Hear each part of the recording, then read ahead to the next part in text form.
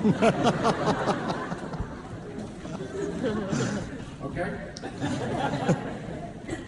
Good evening and welcome to the Shul of New York.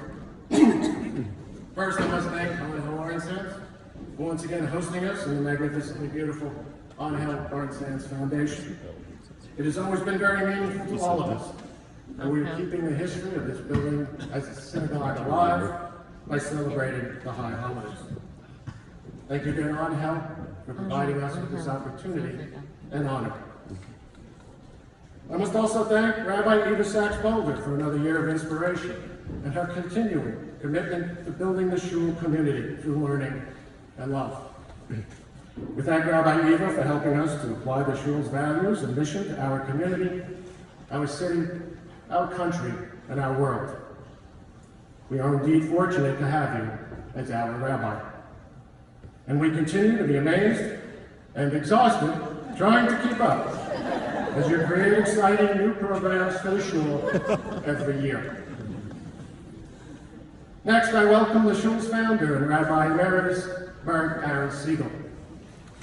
Despite ongoing health issues, Rabbi Berg stood right here and sang at the Band Together in Love concert. He truly is our iron rabbi. We are very happy that Rabbi Berg is still going strong, especially this year, as he celebrates 2 milestones. This is Rabbi Berg's 50th year as a rabbi.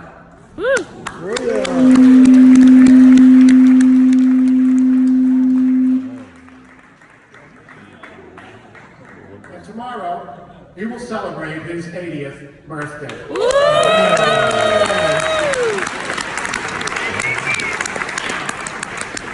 Rumor has it that you decided to be a rabbi 74 years ago.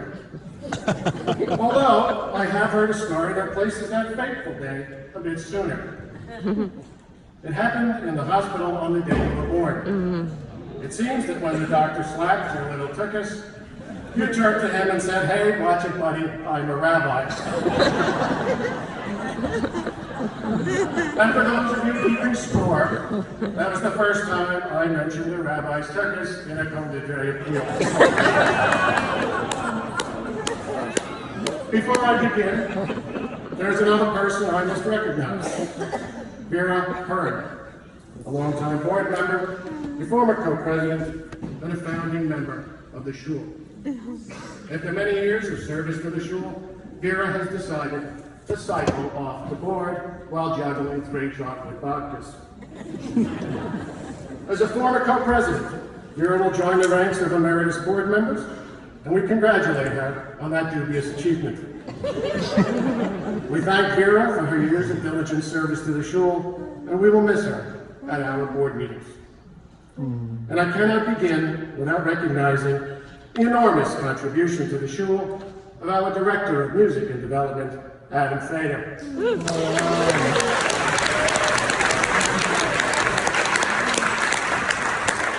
And of course, the contribution of the amazingly talented shul band.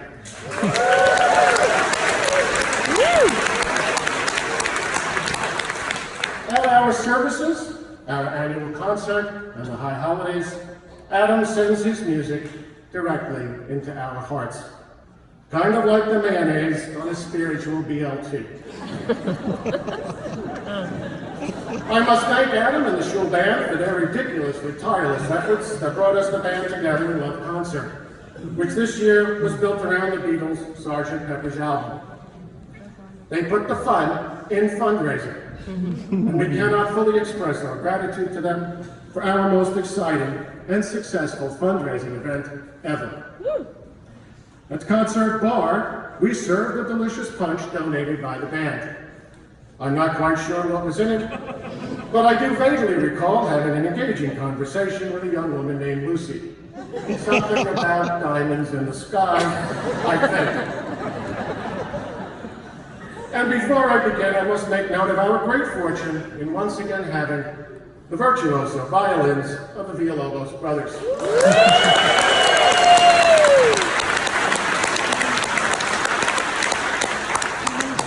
Despite current events, and luckily for us, they are in no danger of being deported. This did not stop my wife from volunteering to marry any or all of them who might need to suddenly attain citizenship.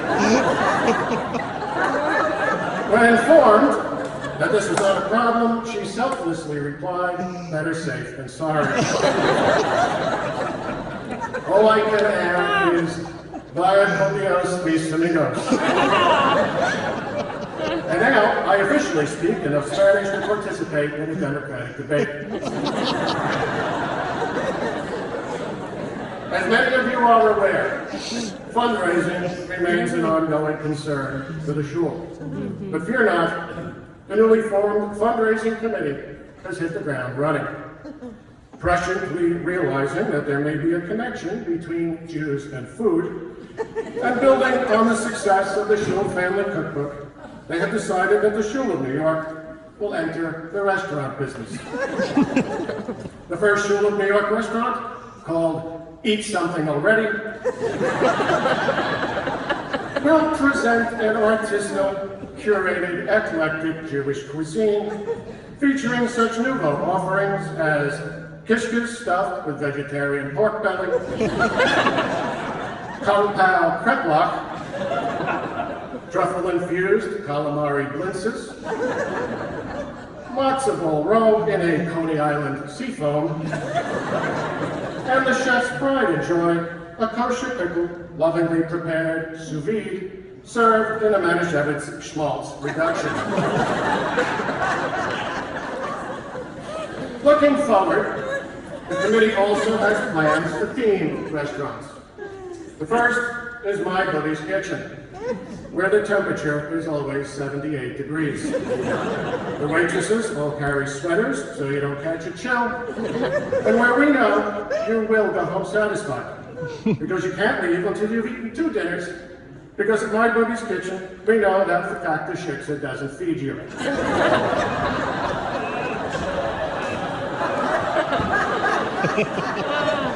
And lastly, Uncle Moyle's Pizzeria.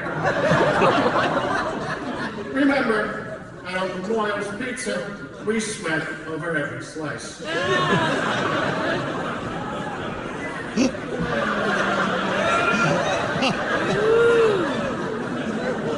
On a more serious note, I do have some sad news for those of you who do not follow me on Twitter. It is with profound sorrow that I must report that your favorite co-president, me, is no longer a co-president of the shul. I know, so sad. This treacherous treason was perpetrated by my many enemies lurking in the depths of the deep board, who, utilizing an unending stream of invective and fake news, drove me from office. So unfair. What a sad, sad story this is. Despite the rumors of my collusion with a shul in Brighton Beach, I am proud to report that after a very extensive, tremendous hoax and witch hunt, and despite the 400 pages of evidence compiled by the very biased investigators, so biased, I was completely and utterly exonerated. This is why at the next board election, I received millions of votes. More votes than have ever been cast in a very late short election, ever in the history of mankind. And I was re-elected to the office of COFEFE president.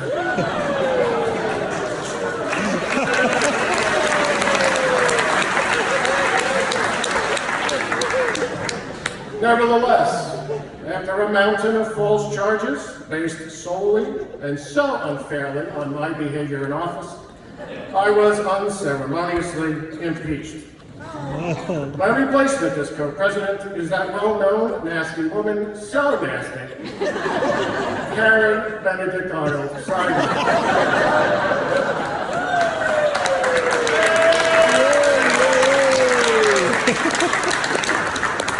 My name is Don Brancaccia. I am the webmaster and a former co-president of the Shul of New York. I am also now shul treasurer, replacing my wife, Joan. I promise to take this new responsibility very seriously by only golfing 5 days a week at my tremendous Mar-a-Lago resort in Boca Raton. As always, if you love the website, I would love to hear from you at webmaster@theshulofnewyork.org.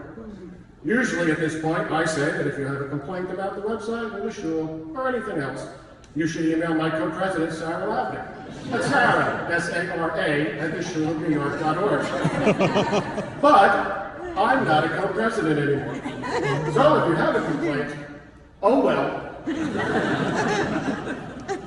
Once again, welcome to the Shul of New York, the Shul of music, the Shul of love, the Shul where everyone from A to Z, atheists to Zoroastrians, are always welcome. For those of you who don't know me, I am not Jewish. The name Brancaccio may have been a hint. I am also, well, let's just say I am not a Zoroastrian. Not that there's anything wrong with that. So I stand before you once again, the non-Jewish, non-Zoroastrian, atheist treasurer of the Shul of New York, here to deliver the Kol Nidre appeal for 5780.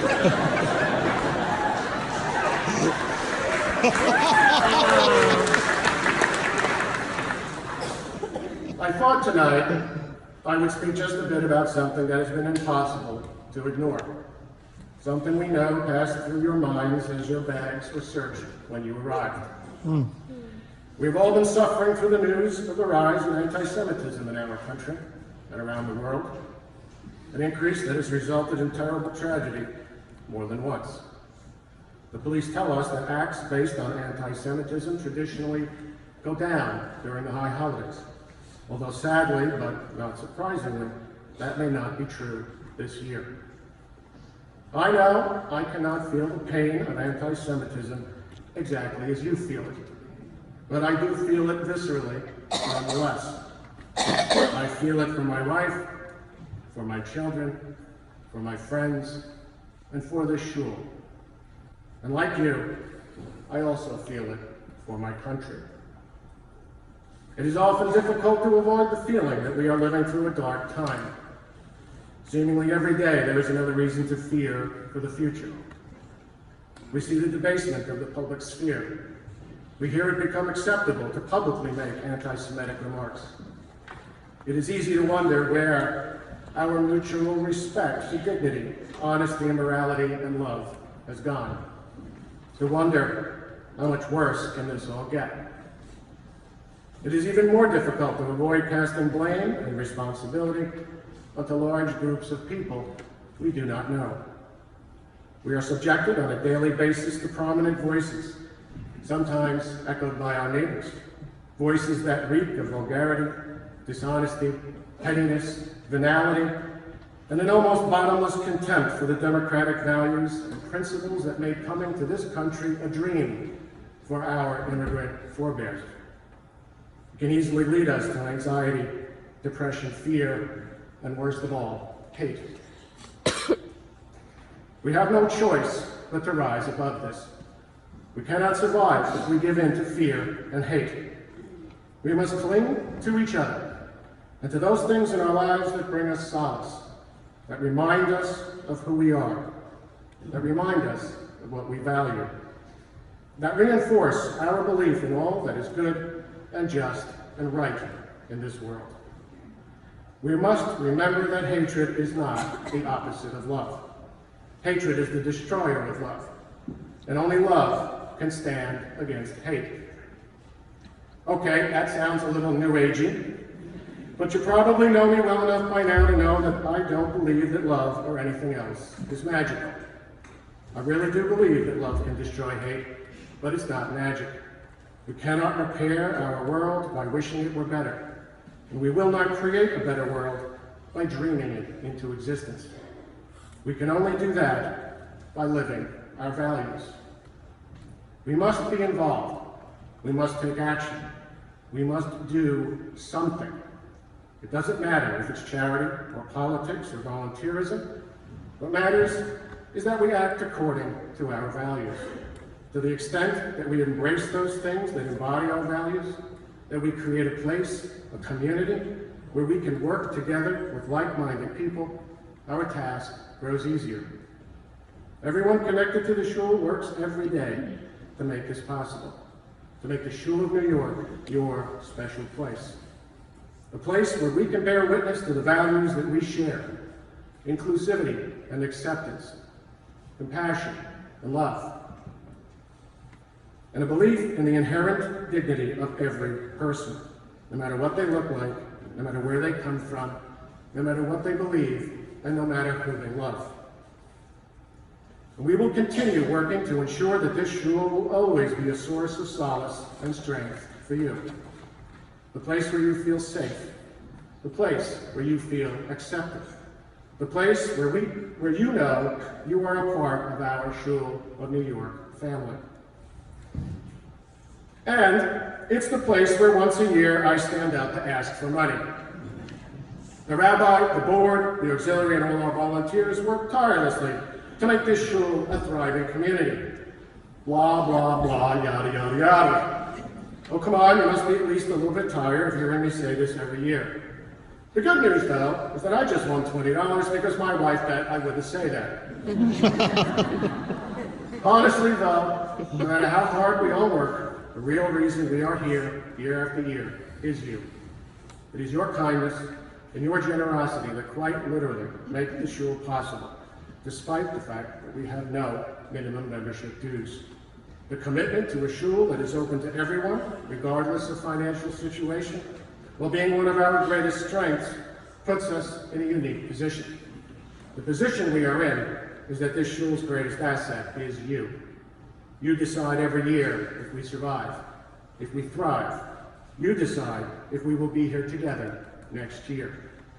We rely on you, and every year you come through for the shul. Your support makes it all worthwhile for us. It even lessens the sting that no matter how many times I suggest holding board meetings in Hawaii, they keep saying no. Oh, wait, I'm the treasurer now. Oh, the possibilities. You keep us going. You ensure that this shul remains a place where joyful acceptance of our differences is the norm. And we cannot fully express in mere words our appreciation for every single donation. Maybe next year I'll do an interpretive dance. You may donate online, but we strive to make your lives easy. In just a moment, the hardest working shul volunteers on the planet will come around with their collection bags and their patent-pending looks of pathetic desperation. Please be generous. We gratefully accept cash, checks, credit cards, jewelry, car keys, and CBD vaping cartridges. Really, we'll take anything. And starting this year, for a donation of just $10,000, we will initiate a corruption investigation into the person of your choice. Even if they've never worked in Ukraine. Thank you for listening. Thank you in advance for your kindness and your generosity. And thank you for being a part of the Shul of New York family. Thank you.